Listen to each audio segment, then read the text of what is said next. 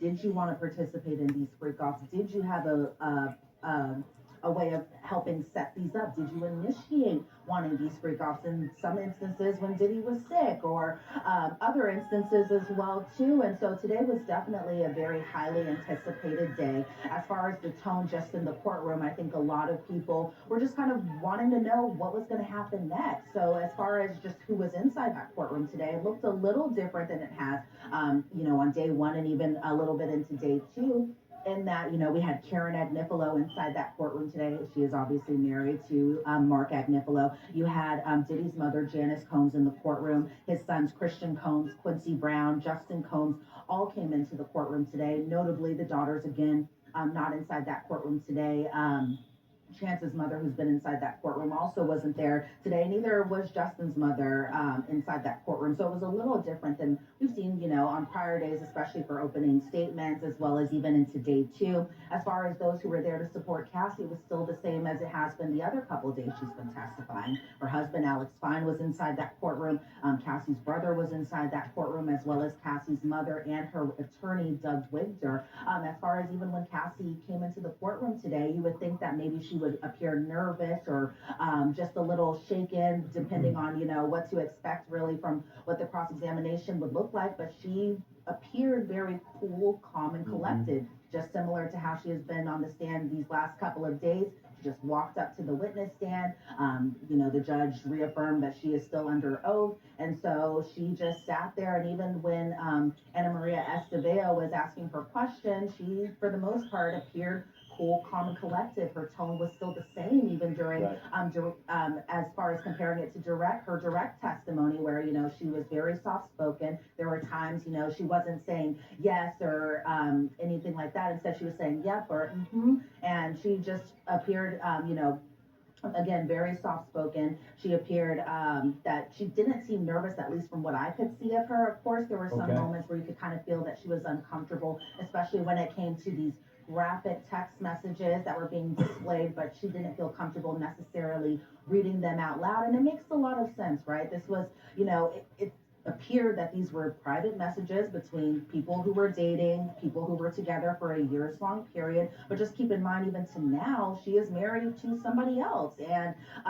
her husband was in that courtroom. And so I could tell that there was a little uncomfy moments when it came to especially some of those graphic tests or those graphic text messages that were being displayed in court today. But as far as the tone goes, just overall, it appeared just kind of like another day in court. I'm assuming that, Cassie kind of knew what to expect as far as where the defense would go, what type of questions that they would ask her, knowing that they would try to poke holes into her credibility. But again, she appeared cool, calm, and collected while on the stand. No emotional moments or anything like that. No points where she appeared visibly agitated or angry.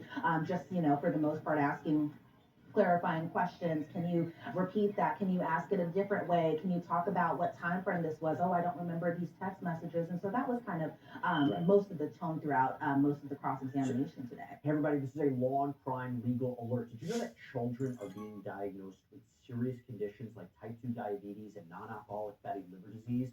And the research is potentially linking ultra-processed foods to this? Yeah. Well, Morgan & Morgan is stepping in to fight to hold these food companies accountable. With decades of experience fighting large corporations, they are ready to stand up for the families who deserve justice. So if your child under 21 has been diagnosed with type 2 diabetes or fatty liver disease, then visit www.forthepeople.com/food or scan the QR code on screen to learn more. So before we get into the substance of what the cross-examination was about, there are two other groups of people I was curious about how they were reacting throughout the day. How were the jurors reacting during the cross-examination from what you could see? And how was Diddy reacting during the cross-examination by his defense counsel?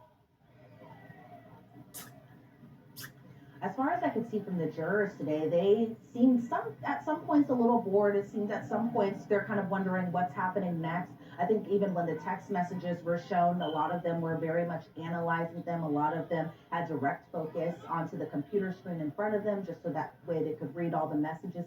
even the more graphic, sexually explicit messages. A lot of, or I saw there were sometimes some jurors were doing, the tennis match look where they were either looking at Cassie, who was on the witness stand, then looking at Ana Maria Estevao while she was asking the questions, kind of doing a back and forth. Meanwhile, some other jurors were just laser focused on Cassie and just what she had to say and how she responded to the cross examination today. As far as Diddy goes, Diddy, just like every other day, is very much participating in his defense, very much so passing off notes to his defense attorneys to kind of hand over to Estevao, who was standing up doing the questioning. He very much so was intently looking at either Cassie or the exhibits in front of him, especially when it came to those sexually explicit text messages or even just the text messages and the emails back and forth with one another. And so, just like every other day, Diddy is very much so participating in his defense because, as the defense has pointed out a number of times, that Cassie is a very critical witness to the case.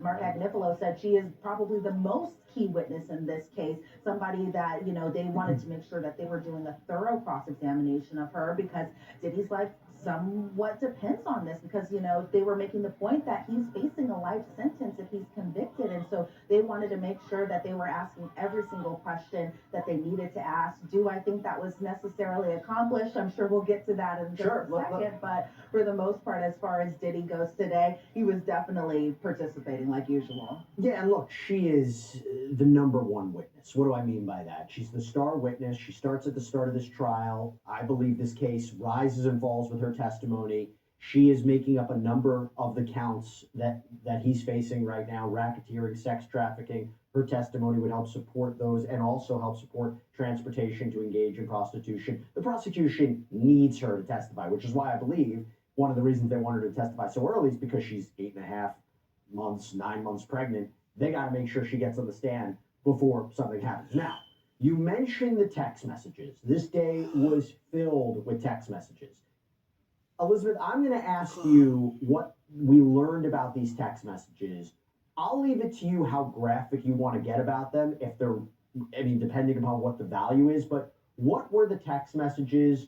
What were the value of the text messages? What was the defense doing with these text messages? And by the way, emails too. So communications between Combs and Ventura. Talk to us about that. Yeah, it was a lot of messages today, a lot of things that were read inside that courtroom. First, starting off with messages first with Ana Maria Estevao, asking Cassie, so you loved Diddy? She said yes. And he loved you? She said yes. You called him Sean. You knew the real Sean. And Cassie said, can you repeat? And then along the lines answered the question that, she knew the Sean that other people didn't see. When they started getting into the email correspondence and text correspondence, they went all the way back to 2008. One email had said, I'm a very lucky woman, and I'm going to kind of paraphrase this email because it was a lot going on. Cassie said, I'm a very lucky woman. I miss you, and I fly wherever you needed me to. I love you. And then she signed it off, Cass. They showed a 2009 email that Diddy had written to Cassie, and this was the baby girl and the pop email correspondent and nicknames that they had for one another. Diddy said, I love you so much, it makes me cry. And then Cassie responded, you hungry, Pop Pop. And so I think what the defense was trying to do, at least with these initial messages, is just kind of show that there was love and there was affection there. But just think about these time frames and these dates. This was around the time that the two had first started dating, and I felt like it kind of played into what she had said under her direct testimony, that she did care about Diddy, that she did love him. She's been very honest about that that she felt like the two were in love, especially at the beginning of her relationship. There was one message from 2010. Cassie wrote, going to sleep so tomorrow will be faster, and kind of saying tomorrow will be faster so I can see you soon. Diddy responded, I love you so much. I never knew it could be like this. Cassie responded, I'm so happy. We're so in love. There was another message, this one from the year prior. Cassie saying, I love you so much. It made me feel like I can't wait until we just don't care anymore. And Cassie was pretty much saying that this was because she wanted to be open about the relationship, because the defense was trying to point out that Cassie and Diddy, for about a 2-year period, they weren't as open with their relationship, and that Cassie essentially just wanted to be public. Again, something that kind of corroborated her under direct testimony, where she said that she just, was in love with him and just wanted to be with him at all points, all the time. A lot of just I love you back and forth. Again, just kind of trying to establish that these two were in love, that it wasn't forced or fraud or coerced or anything like that. Then we get to a message around August 5th of 2009. Diddy asked, when do you want to freak off? Cassie said, I'm ready to freak off. LOL. Diddy responded, you tell me the date you choose. And then I'm paraphrasing right here. She had responded, I feel like a Friday would be best. Diddy responded, also paraphrasing here, Friday it is. Maybe we can get Jules here. Jules was an escort that they had used very often in their freak offs, according to her testimony. He was brought up a number of times, and notably, he was the escort that was inside that hotel room during the 2016 Intercontinental Hotel incident. There were other messages that went into Diddy had a subject line that said, what are you thinking about? And then Cassie responded in a very kind of sexually explicit way that I'm not going to repeat on air. You could definitely feel like I was kind of peeking into what their history was like, especially in those intimate moments, and how the two would correspond about wanting to be with each other in an intimate way. And so a lot of those messages were displayed in front of the jury. The jury saw them. Us in the gallery, we saw these messages as well too. There was a 2009 email that Diddy had wrote to Cassie saying, I want you to feel safe to let go. And Cassie wrote, I like that. I want to give you the same. In order to be more open with the things that we do in bed, I need to feel safe like home, like this is my husband, and this is the only man that will ever have this aggressive slash sexual side of me. I'm nervous. I'm just the girlfriend that you get your fantasies off with, and that I just don't get that other part. And then she wrote dot dot dot anymore, at least. And she kind of, at least to me and my perspective, appeared a little apprehensive about doing these freak offs. She was asked by the defense, do you have a fear that you guys wouldn't go public, you guys being Cassie and Diddy? And she said, I guess she thought about this. Again, this is around that 2009 time frame when the two were still kind of under wraps there. But she said that the freak offs were kind of an integral part of her relationship, and that essentially she just wanted more. There was a part where they had talked about her 21st birthday. Her 21st birthday is pretty important because that was the first time the two had kissed. With That's the first time that she had kissed Diddy, because remember, she had met him 2 years prior to that time. She said that this was again at her birthday. Big names, like a name that we had seen in the People and Places list from jury selection. Dallas Austin was at her that birthday party. Britney Spears was at that birthday party, and they were all brought by Diddy. She was asked about her financial situation around that time, and she said essentially she was doing well. She was, modeling. She was doing other things, and then they kind of touched base a little bit about her prior relationship even before Diddy, and that was with a producer named Ryan Leslie. And around this time frame, because Cassie was still in a relationship with Ryan at this time, the defense was trying to paint it as, when you had met Ryan, he was 10 years older than you at this point of time. And I kind of looked it up. The Diddy and Ryan Leslie aren't necessarily close in age. I think Ryan Leslie's still in his mid 40s, whereas Diddy's in his mid 50s. So there's a little bit there, but I could kind of see where the defense was trying to go and trying to paint it as that you kind of get with older producers, with older men that could possibly kind of help you with your career. Then we saw an email from 2007 where Cassie had wrote, we really had 1 week of each other just together, and I can say it's been the best and the worst. The defense asked her about her relationship with Diddy. Has it always been complicated? And she kind of firmed that a little bit. She said she thought Diddy at first was actually more interested in her friend Carrie Morgan, somebody that's been brought up a number of times during the testimony. And so, as far as a lot of these messages, part of it, when I was sitting inside the gallery today, I was kind of like, where is this going? They were just reading text after text after text. It was bunches of pages, to the point I think the judge was kind of like, why are we, Right. We need to find like a better system of getting Cassie to read these messages so that way there's not a holdup, because it was just so much messages, to the point where sometimes you were trying to connect the dots and wondering what's happening. And so the presentation was a little messy on my end, at least from what I could see, that I was just kind of like, where is this going? And there were just so many points that I felt like they could Well, talk about instead of these messages, but it seemed like they wanted to get in front of these messages, provide context that Cassie was actually in love, that at times that she had set up these freak offs even on her own, at times when even Diddy was sick. And so these messages were just all over the place. And at points, I was just kind of like, where is this going? well, Because it really was so much. So I don't know how the jury felt listening to all of these today, too.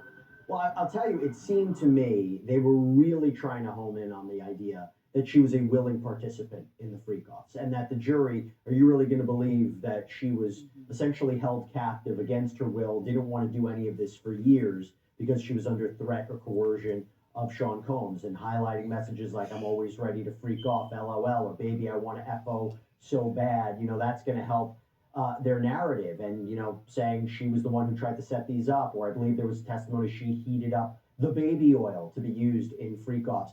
But there's a part of something that you said that I thought was really interesting, where it seems to me the defense was also trying to portray her as a jealous lover, right? And go to her motivations about why she would be going after Diddy now.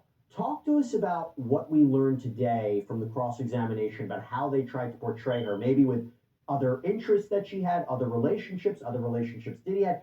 How did they try to portray her as somebody who was jealous and maybe had other motives for coming after, accusing Diddy now? Well, they definitely brought up Kim Porter a couple of times today. Kim Porter is a big name because she is the mother of a few of Diddy's children, including the twins, including Christian. And so Cassie had said that she had learned that Diddy had actually left the freak off to go see Kim Porter. Again, by this time, she was still the mother of his children. She admitted to being a little bit jealous of Diddy's relationship with Kim. And she said, especially this kind of happened during the holiday time because Diddy always spent the holidays with Kim Porter, with his children, something that, surprisingly, Cassie kind of mentioned that Diddy and Cassie didn't spend much time together with his children. Instead, the children were always with Kim Porter, and this was something that she was a little bit jealous of, that she wanted to be around him and see she wanted to be around his family and get all parts of him. And so, she did admit that she was a little jealous. We learned about Gina today.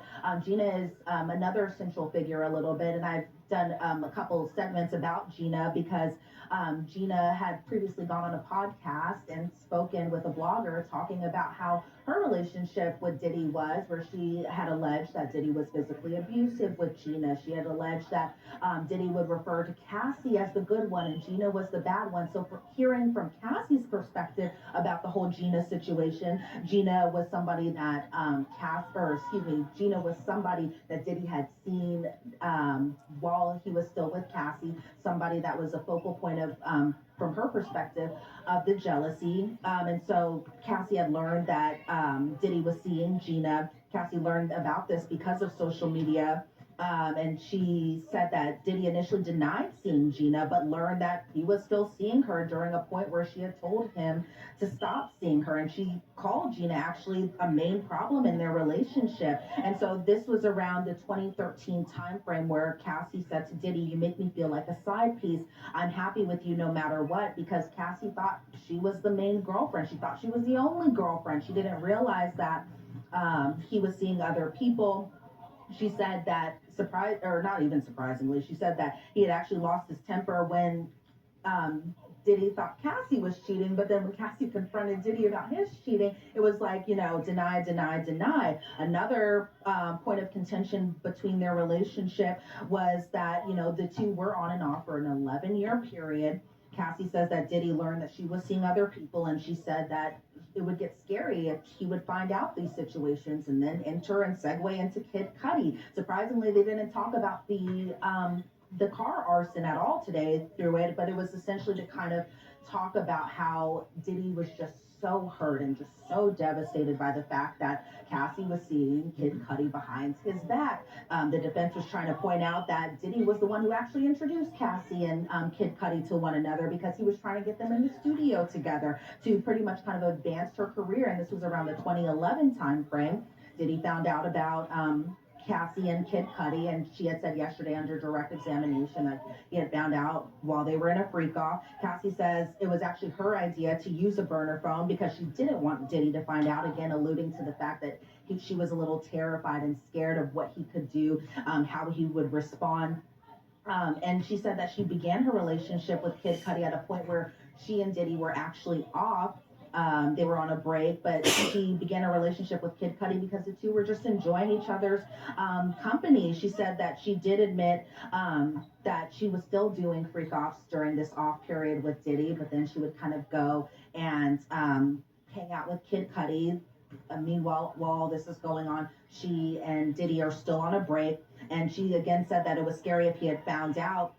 She was asked if Diddy knew that Cassie and Diddy were on a break, and she said that I don't know. And then that's when the cross got a little awkward because they were trying to kind of figure out a way to kind of ask these questions. And I had mentioned this during the lunch hour today that it was just a little weird to kind of see this cross examination around this point because Estevao was essentially just kind of adding and or concurring with Tenny Garagos, who was sitting at the defense table. I think a lot of us were kind of questioning why Estevao was the one doing the line of questioning. You know, we understand obviously that the defense was going to use a female to ask Cassie these questions under cross, but I was just kind of like, why is she conferring so much? It seemed like she didn't know what to ask him next, and so that was an interesting point that I had seen while in the courtroom today. As far as just the Kid Cudi relationship goes, you know, I had mentioned this just yesterday that when Diddy had found out, he got a bottle or a wine bottle opener, put it in between her finger, it's in between his fingers, and lunged at her. But Cassie said that he had made no contact when he had lunged at her with the bottle opener. She said her relationship with Kid Cudi the entire time was just about a month, and she got back together with Diddy. She was asked, was the relationship offensive to Diddy because of Kid Cudi's stature in the music industry? And Cassie was kind of like, well, yeah, because Diddy wasn't cheating with other celebrities. And Cassie responded, I don't really know.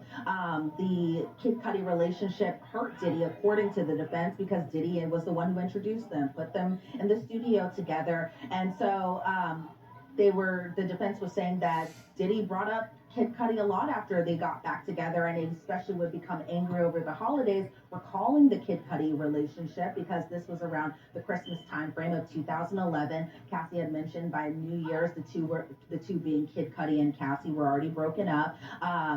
Diddy accused Cassie of having another relationship with another man while shooting a movie, and that movie was Honey 3, and this was in South Africa. I bring back the people and places list that was talked about during jury selection. Why? Because this was when Michael B. Jordan was named, and Diddy was apparently a little annoyed by the relationship that Cassie and Michael B. Jordan were having together while they were shooting this movie. And Cassie had even said around this time that she and Diddy weren't even together when she went off to shot the movie. She broke things off. Why? Because she had seen a picture that he was still with Gina. She was sent a video about that while Diddy and Gina were seen at Revolt Fest together because somebody thought that that was actually Cassie. And so Cassie had sent kind of a nasty message to Diddy's entire staff that she thought were family, staff that she had thought had her back. But then when seeing these pictures, knowing that this was a point of contention in their relationship, she said she got upset about it because she thought the staff was her family and thought they were kind of in on this. And so those were a lot of the focus of just the other people who kind of played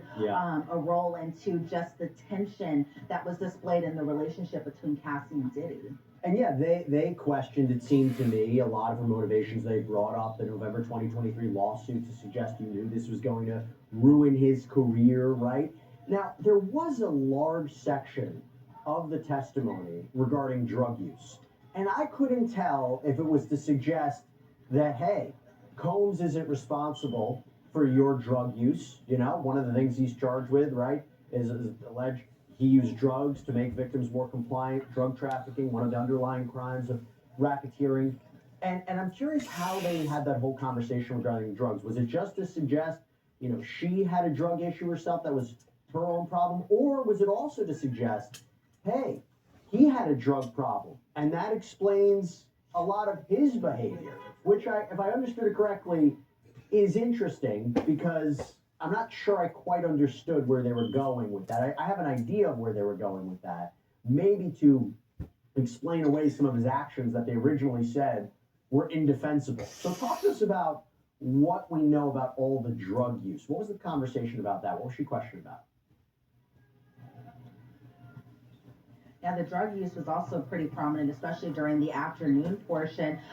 She was questioned, and I feel like the questioning along the lines to your point, Jesse, was trying to paint her out to be kind of this drug addicted person during the time frame. They were questioning her. Did she use drugs when she was with Diddy? Did she use drugs without Diddy? Did she use drugs when she was with her friends? Oh, do you not remember these questions or these answers because you were addicted to drugs around that time period? And so there was a point where Cassie had said that there was a time that Diddy didn't want Cassie to do drugs, even though she still was, or even though that Diddy still was. The defense says Diddy didn't want you hanging out with a certain friend. The friend's name was Bonna. Bonna is also a pretty important name into this story. I had covered her when she had filed her civil claim against Diddy.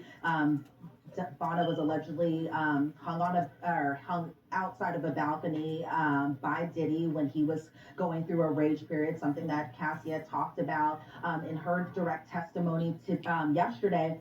And the defense was trying to say, well, you and Bonna, you guys did a lot of drugs together. And Cassie at this time was saying, she was doing opioids. Meanwhile, Bonna, according to Cassie, provided these drugs like opioids. Meanwhile, Bonna did cocaine, according to Cassie. Cassie had said that Diddy was pretty explosive when he found out that Cassie was taking his drugs, and Diddy had actually Diddy had contacted drug dealers not to give drugs to Cassie at this point. The defense was trying to paint it out that Diddy was just worried about her health and that she was taking a lot of drugs including ketamine, GHB, MDMA, ecstasy. They talked about the Cannes Film Festival trip where Diddy had squeezed Cassie's leg so hard that a bruise appeared on her whenever she was taking pictures on red carpets, and he had squeezed her leg so hard, according to Cassie, because she had taken drugs from him. And then there was an interesting point that was talked about in 2013 where the defense was saying that Diddy overdosed on drugs after a freak off. Diddy was hosting a party at a Playboy mansion. Cassie had to actually take him into the hospital, and that's when Cassie had learned that he had overdosed. There are a lot of points just throughout her testimony today where, again, the defense was trying to ask, do you remember when this happened? And she would respond, I don't necessarily recall. And then the defense would ask, is it because you were on drugs during this period? And she was very forthcoming. I did have a problem. She did try to seek out help a couple of times, and then she just kind of went back to, again, that same kind of lifestyle. But to her point during her direct testimony, she was saying that she used these drugs to cope with just having to do these hundreds and hundreds of freak offs, some that would last for days at a time, some that could last for a long period of time. But I thought it was interesting, the whole drug conversation today, mainly because they even discussed withdrawing from drugs, especially because of the amount of drugs that both Cassie and both Diddy were taking, and even kind of insinuating that the reason that everything had happened at the 2016 or happened at the Intercontinental Hotel in 2016 was because just a few days earlier than that, Diddy was sick, and they were saying, the defense was trying to paint it as Diddy was sick because he was going through withdrawals, and that made him agitated, that made him irritated. Meanwhile, at the same point, they were trying to say Cassie was insinuating doing these freak offs, kind of making it seem like she was asking for what had happened to her, as far as just him being so aggressive and violent with her. Because again, we've all seen that surveillance video, but I definitely think the defense was trying to paint it as Diddy was going through withdrawals at this point, and that's why he became agitated and irritated, and that's why he had attacked her on that day, as something that had shocked everyone when we had seen that video. Still shocking seeing it inside that courtroom. They didn't show it today during the cross-examination, but they definitely were talking about the 2016 incident, especially towards the end of the day today. Yeah, I don't quite buy that one, right? The idea he was going through withdrawal kind of explains what happened in 2016. Didn't you say in the opening statement that video was indefensible? I feel like they might have stretched a little bit too much there. But look, the text messages, the conversations, communications, not ideal for a prosecution case. Not the end of the case, but not ideal for a prosecution case. So it's kind of a mixed bag in terms of how much the cross-examination helped the defense. I will say, I thought it was interesting, real quick on this, Elizabeth. Didn't they say, hey, you know how the prosecution was insinuating Diddy had all control over every aspect of her life, including her appearance. Well, the defense, didn't they seem to suggest, no, there might have been legitimate feedback he was giving, right? Yeah, definitely. They were trying to paint Diddy kind of This is talking a about his Ike stature and within the music Tina industry, Turner essentially moment. saying that, you know, They Diddy are was the somebody next who Ike and Tina had a Turner. lot of reign in terms of the culture. A lot of people sought out his advice. A lot of people went Don't to him y'all for remember fashion how advice. Ike So they were trying to make controlled it seem Tina, that, you know, beat Cassie, from her her up, perspective, was saying and that she Diddy would controlled every always single go aspect back? and manipulated every single aspect of her entire life. Meanwhile, the They defense is did trying to say, I mean, drugs look, it wasn't just together. you going to Diddy for fashion advice. It was other people who were interested in taking fashion advice from him because, again, of just how big his stature was at the time. They were saying Ike that he and did so Tina much for the Turner. culture and that he, you know, started a line like the Sean John line, and that was a very popular fashion line. And so the defense was, again, trying to make it seem that this wasn't manipulation. He didn't control what you wore, but you would ask him, you know, do I look good in this? What do you think of this outfit? And so, yes, to your point, Jesse, the defense was definitely trying to poke those holes into where they needed to poke them to kind of make the argument that this wasn't manipulation, this wasn't coercion, and this was something that two people just do normally in a relationship together. So that brings us now to scheduling, right? So we are not done with the cross examination. It's going to continue tomorrow, but Judge Arun Subramanian not happy about this, right? So two things I want to end on here. Talk to us about what the whole conversation was in court about actually scheduling Cassandra Ventura's testimony. And I believe we may have an answer as to who is going to be the next witness who is a major witness in this case. Talk to us about it. I definitely think so. So during the lunch hour, I was talking about how the defense was saying that they needed an entire day of more cross examination to a point that they could carry this all the way out into Monday. This was something that the government was visibly annoyed about because they were like, you know, we had this scheduling talks for weeks, not even just weeks, but months. And they were trying to make the argument, they being the government, that they had known all along that Cassie needed to be off the stand by the end of the week. So they didn't appreciate that the defense was trying to drag this over into Monday. And so they came up with a solution, essentially, and just that they believe that the cross-examination beginning tomorrow will take up half the day, should wrap around the lunch hour. So still a few more hours of cross-examination to go through. As far as the redirect goes, the government affirmed today that the redirect may take no more than about 30 minutes or less. And so it looks like Cassie will finally be off the stand tomorrow if everything goes as planned. You just never know sometimes with the trial how long that these things can go. But yes, another big witness is being teed up kind of as we speak. And the government asked today, do we even need to bring in other witnesses tomorrow being Friday? And the judge was like, yes, get your other witnesses ready. And one of those big witnesses I can definitely say is going to be Don Richard, somebody who had filed civil claims against Diddy, somebody who had worked with Diddy for a number of years.